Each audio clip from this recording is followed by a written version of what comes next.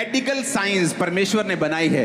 दवाइयाँ खुदावंद की ओर से हैं। जितनी बड़ी बड़ी दवाइयों की खोज हुई है, अगर आप खोज करेंगे तो वो सब 99% वो क्रिश्चियन लोगों की देन है। केनिया के राष्ट्रपति ने या प्रधानमंत्री, कोई भी एक था दोनों में से, मुझे याद नहीं कौन प्रेसिडेंट था, उसने बपतिस्मा लिया जिस नबी के, जिस पास्टर के द्वारा, वो पास्टर कैंसर मेडिसिन का एक डॉक्टर था।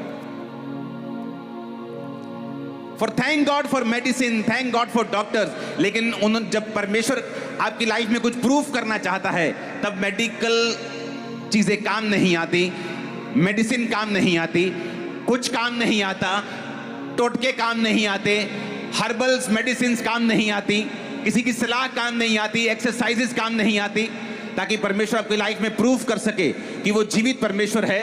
हमें उसी की ओर मुड़ना है। जो कोई मनुष्य नहीं कर सकता वो परमेश्वर कर सकता है।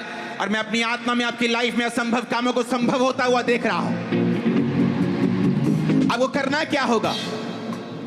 मैंने कहा यीशु मसीह धर्म बदलने नहीं आए, क्योंकि जिस दिन मुझे बाइबल दी गई थी और बताया गया था कि बेटा जिस दिन बाइबल में ईसाई धर्म नाम का शब्द मिलेगा उस दिन बाइबल पढ़नी बंद कर देना। क्योंकि मुझे लगता था कि यीशु मसीह, ये क्रिश्चियन लोग जो है धर्म बदलते हैं, ये जीवन नहीं बदलते, धर्म बदलने के लिए आते हैं। अंग्रेज चले गए, अपना धर्म छोड़ दिया, पहले देश को दो कर दिया, उसके बाद धर्म भी छोड़ दिया कि हम बस लड़ते मरते रहे आपस में। जो कुछ मीडिया ने कहा, लोगों ने कहा, उस पर मैंने विश्वास किया बिना जांचे और बिना परखे।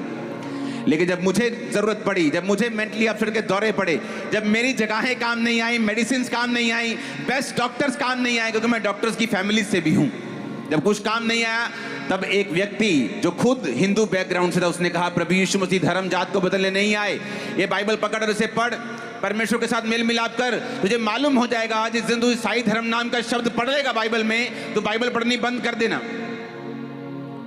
खुद पढ़ा लिखा था, कंप्यूटर इंजीनियर था, बाइबल पढ़नी स्टार्ट की, ये समझ आई कि प्रभु यीशु मसीह मुझे फल देना चाहते हैं, मुझे ब्लेस करना चाहते हैं, मुझे ऊंचा करना चाहते हैं, आशीषित करना चाहते हैं। मैं किस धर्म का हूं, जात का हूं, उसे कोई मतलब नहीं, परमेश्वर को कोई मतलब नहीं। धर्म और जात आप लोगों ने बनाई है।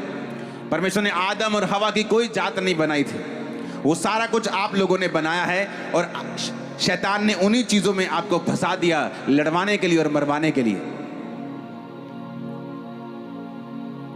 और जब ये बात समझ आएगी परमेश्वर के साथ जब मैं मेल मिलाप करूंगा, तो बाइबल कहती है उस क्रूस की, और जिसको आप देखते हैं स्कूल को बाहर, कॉलेज के बाहर, चर्चिस के बाहर क्रूस को उस पर देखते हैं यीशु मसीह को कई बार लटका हुआ। वो क्रूस क्या है? क्योंकि वो पापियों को दिया जाता था, अपराधियों को दिया जाता था, रेपिस्ट को देते थे क्रूस। क्रूस की मौत सबसे भयानक मौत होती थी। लेकिन बाइबल कहती है प्रभु यीशु मसीह के वचन में लिखा था जो काठ पे लटकाया जाता है वो श्रापित है। क्यों यीशु मसीह श्राप बना? बाइबल कहती तुम्हारे और मेरे श्रापों को उठाने के लिए। मैं अपनी फैमिली में सबसे बड़ा लड़का था, सबसे बड़ा होने के नाते मुझे अपनी फैमिली को सपोर्ट करना था। ये एक नेचर भी है और आपको मालूम भी होना चाहिए। लेकिन मैं नशों में चला गया, बीमारियों में चला गया, खुद केयर करने के बजाय मुझे केयर करवाने की जरूरत पड़नी शुरू हो गई। सब कुछ उल्टा हो गया क्योंकि मेरी लाइफ में परमेश्वर नहीं था। जब मुझे मालूम हुआ कि प्रभु यीशु मसीह ने जो क्रॉस की मौत सही है, उसने शर्मिंदगी को सहा है। उसने ये कहा है कि अगर तुम शर्मिंदा हो, अगर तुम्हारी लाइफ में ऐसी चीजें हैं जो तुम्हें शर्मिंदगी देती हैं, बेइज्जती देती हैं, तो मेरी ओर देखो, मैंने तुम्हारी बेइज्जती को क्रूस पर उठा लिया है, मैंने तुम्हारे पापों को क्रूस के ऊपर खत्म कर दिया है। अब जो कोई मेरी ओर मुड़ेगा वो हमेशा का जीवन पाएगा, जो कोई मेरी ओर मुड़ेगा वो शांति पाएगा, वो तसल्ली पाएगा, चंगियाई पाएगा, बरकत पाएगा, फलों को पाएगा।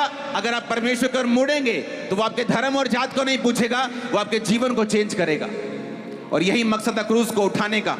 वो क्रॉस कोई क्रिश्चियन धर्म का सिंबल नहीं है, वो एक शर्मिंदगी थी जो परमेश्वर ने उठाई। और बाइबल कहती है आज अगर हम विश्वास करें कि वो शर्मिंदगी मेरे लिए उठाई गई थी, तो परमेश्वर ने कहा मैं तुम्हारे परिवारों की शर्मिंदगी को दूर कर दूंगा। एक परिवार में 2 यंग लड़के हैं, दोनों नशा करते हैं, क्या ये शर्मिंदगी नहीं है? जिस परिवार को बच्चों को संभालना चाहिए बड़े होकर, वही परिवार उन बच्चों को संभाल रहा है, उन्हें मेडिसिन दे रहा है, उन्हें हॉस्पिटल लेके जा रहा है, उनसे फाइट कर रहा है, वो अपने घर के सिलेंडर बेच रहे हैं, प्रॉपर्टीज बेच रहे हैं नशा करने के लिए। क्या ये शर्मिंदगी नहीं है? और जीसस ने कहा अगर तुम शर्मिंदा हो, पंजाबी में कहना कद तक बेइज्जती करवाओगे, कद तक अपनी बेइज्जती सहूंगे। परमेश्वर ने कहा अगर तुम शर्मिंदा हो तो उस क्रूस की ओर देखो, मेरी ओर आओ दुनिया के थके हारे और बोझ नीचे दबे लोगों, मैं तुम्हें विश्राम दूंगा। जब मुझे ये बात समझ आई कि वो क्रूस जो है वो मेरी शर्मिंदगी थी जो जीसस क्राइस्ट ने उठा ली। बाइबल कहती कोई भी अपराध, कोई भी गुनाह यीशु मसीह में साबित नहीं हुआ। राजा जिसने क्रूस को परमेश्वर को देना था, उसने कहा प्रभु यीशु तेरे पे एक भी गुनाह साबित नहीं होता। अगर तुम मुंह से सिर्फ स्टेटमेंट दे दे अपनी कि जो भी ये बोल रहे हैं ये झूठ है, तो टेक्निकली और लीगली मैं तुझे क्रूस नहीं दे सकता हूं, क्योंकि ये सारी चीजें इनकी झूठी हैं। बस तेरी स्टेटमेंट चाहिए, सिर्फ मुंह से इतना कह दे कि ये सब झूठ है। प्रभु यीशु मसीह ने कहा तुमको लगता है कि इन लोगों ने मुझे तुम्हारे हाथों में सौंप दिया है, ऐसा नहीं है। मैंने अपनी मर्जी से अपने आप को इनके हाथों में सौंपा है। मैं अपनी मर्जी से मारा जाऊंगा, अपनी मर्जी से तीसरे दिन मुर्दों में से जी उठूंगा, अपनी मर्जी से स्वर्ग पे चला जाऊंगा और लोगों के बचाने का कारण ठहरूंगा, जी उठने में पहलोठा ठहरूंगा। आमीन।